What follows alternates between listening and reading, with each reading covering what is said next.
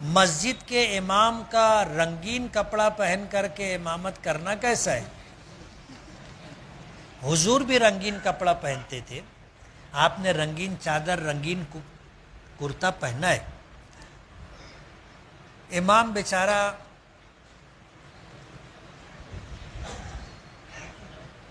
ایسا ہے کہ ہر کس و ناکس اس کے متعلق اس طرح کی بات کرتا ہے۔ آدمی یہ بھی سوال کر سکتا تھا کہ رنگین کپڑا پہننا کیسا ہے؟ ظاہر بات ہے سوال کرنے والا بھی رنگین پہنتا ہوگا نا، لیکن اس کو خالی امام دکھا۔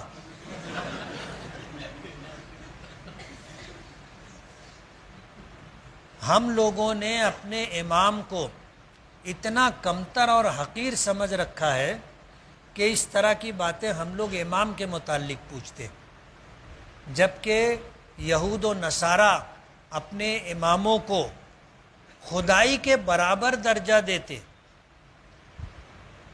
چرچ میں ہر اتوار کو یہ کرسچن لوگ جاتے ہیں، ہفتے بھر کے گناہوں کا تذکرہ پادری کے سامنے کرتے ہیں کہ میں نے چوری کی تھی، میں نے ڈکیتی کی تھی، میں نے جوا کھیلا، میں نے شراب پی۔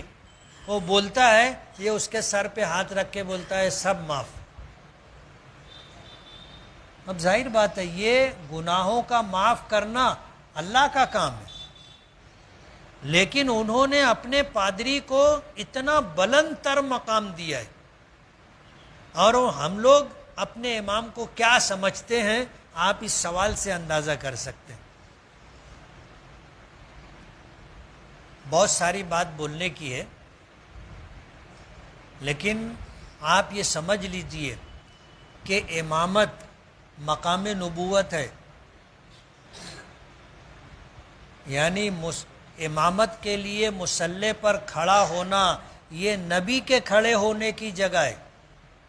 نبی کی موجودگی میں کوئی دوسرا امامت نہیں کر سکتا، اور ہم لوگ امام کو کیا سمجھتے ہیں ہم لوگ اندازہ کر لیں۔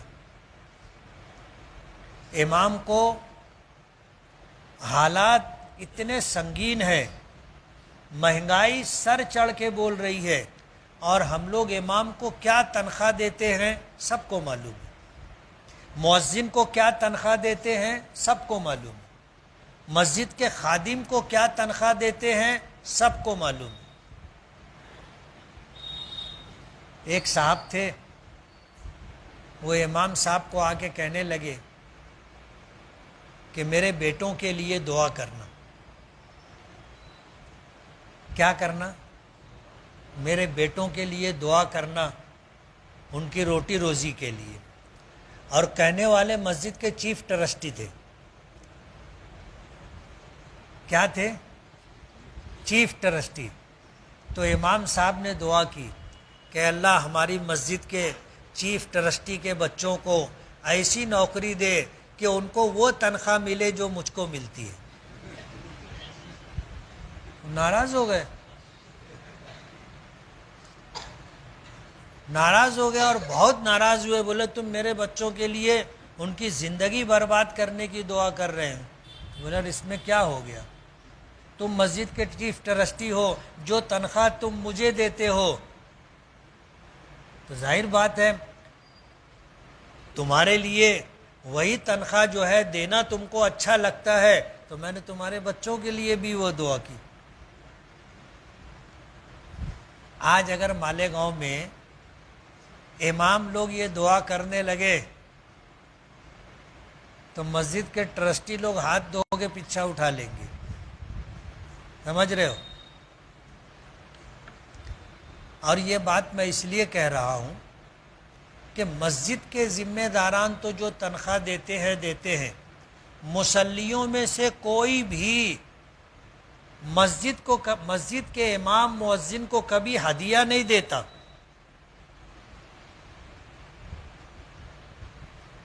ابھی جتنے لوگ ہیں میں پوچھوں گا تو شاید کسی کا ہاتھ ایسے اٹھے، سمجھ رہے ہو؟ کوئی مسجد کے امام کو ہدیہ نہیں دیتا، کبھی کوئی تحفہ نہیں دیتا، مسجد کے خادموں کو، مسجد کے مؤذنوں کو کبھی کچھ نہیں دیا جاتا.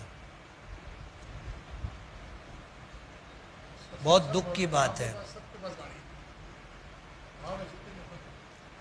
گاؤں کے امام لوگ کے پاس گاڑی ہے، آپ کیا چاہتے ہو کہ وہ گدھے پر آیا کریں؟ ظاہر بات ہے ان کی ضرورت ہے، اپنی ضرورت کا انتظام وہ کرتے ہیں. سوال یہ ہے کہ آپ ان کو کیا دیتے ہیں؟ آپ کسی امام کی کبھی مدد کرتے ہیں؟ سوال تو آدمی کرتا ہے.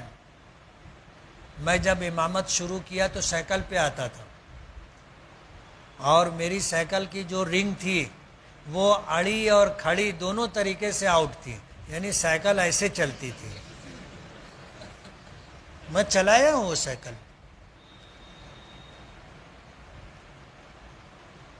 تو مالیگاؤں میں ایسے لوگ بھی ہیں جو اس وقت میری سائیکل کا مذاق اڑاتے تھے.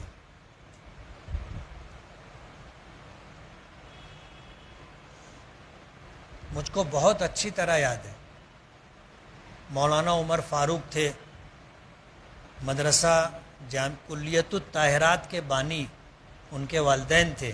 پھر جامعۃ الطیبات انہوں نے بنایا. انہوں نے ہونڈا لی تھی، مالیگاؤں کے لوگ ان کے پیچھے پڑ گئے تھے. امام ہے اور ہونڈا چلا رہا ہے. میں سب سے پہلے پھر 50 لیا. تو ہمارے مدرسے کے ذمہ داروں میں سے کچھ ذمہ دار کہنے لگے آپس میں، بولے 50 پہ آوتے. میں سن لیا تو میں رک گیا. رک کر کے ان کو میں نے وہی جملہ کہا جو ان سے کہا کہ تم کیا چاہتے ہو کہ ہم لوگ گدھے پر آیا جایا کریں؟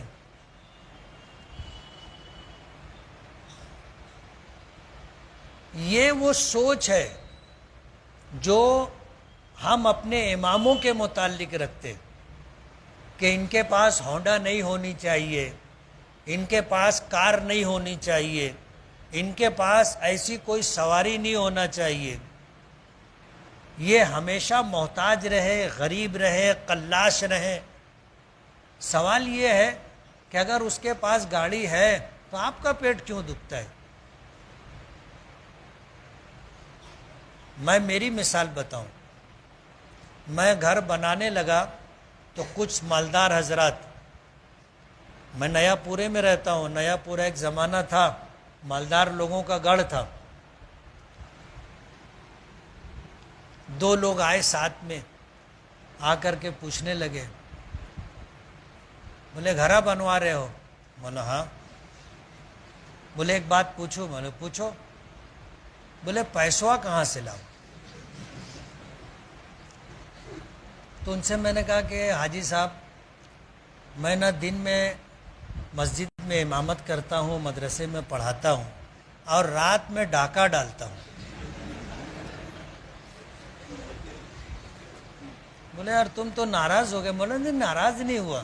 تم پوچھے نا پیسہ کہاں سے لائے، تو میں وہ بتا رہا ہوں کہ دن میں مسجد مدرسے کی خدمت، رات میں ڈاکہ ڈالتا. سٹ پٹا گئے دونوں. اس کے بعد پھر رکھنا تھا تو میں رکھ بھی دیا. مانو آ کر کے تو پوچھے پڑوس میں رہتے ہو کبھی مدد کیے؟ ہم نے تو کبھی نہیں پوچھا کہ یار تم کہاں سے پیسہ لائے، اور تم ہم سے آگے پوچھتے ہوگے کہاں سے پیسہ لائے. تم کو پوچھنے کا حق کس نے دیا؟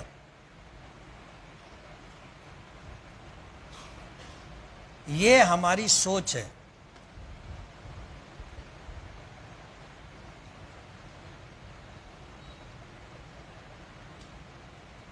اس لیے ہمیں سوچ بدلنا چاہیے. مسجد کے امام کی، مسجد کے مؤذن کی، مسجد کے خادم کی خدمت کرنا چاہیے. اللہ نے ہمیں دیا ہے، وقتاً فوقتاً ان کی مالی مدد کرنا چاہیے، وقتاً فوقتاً ان کو تحفے ہدایہ دینا چاہیے.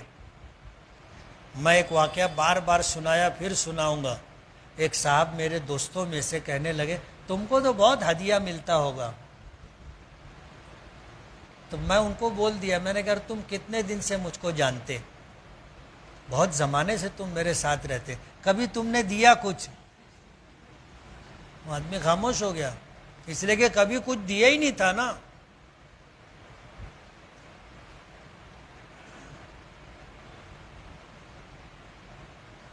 ماضی میں ایسا ہوتا تھا کہ جب اسلامی حکومتیں تھیں تو بادشاہان وقت کی طرف سے ائمہ اور مؤذنین مسجد کے خادموں کو وظیفہ ملتا تھا, اور مسجد کی خدمت کی وجہ سے ان کو جائیداد ملتی تھی جس سے آمدنی ہوتی تھی اور ان کا گزر بسر ہوتا تھا. جب وہ زمانہ ختم ہو گیا تو پھر تنخواہ چالو ہو گئی,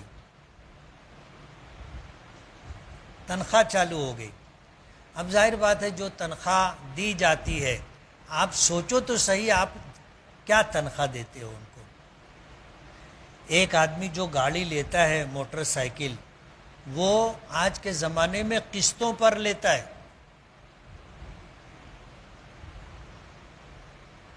آج 1 ڈاؤن پیمنٹ جو دینا ہوتا ہے وہ دے کر کے پھر یہ ہوتا ہے کہ بھائی تم ہر مہینہ اتنا پیسہ دینا. وہ بیچارہ مکتب پڑھا کر کے ادھر ادھر سے پیسے کا انتظام کر کے وہ دیتا ہے, لیکن لوگوں کو دکھتا ہے کہ امام صاحب ہونڈا پہ آتے.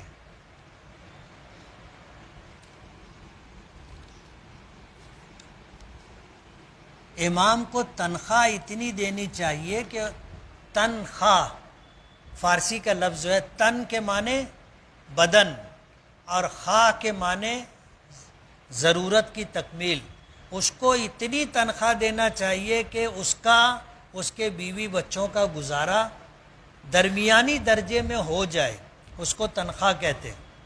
سمجھ گئے آپ؟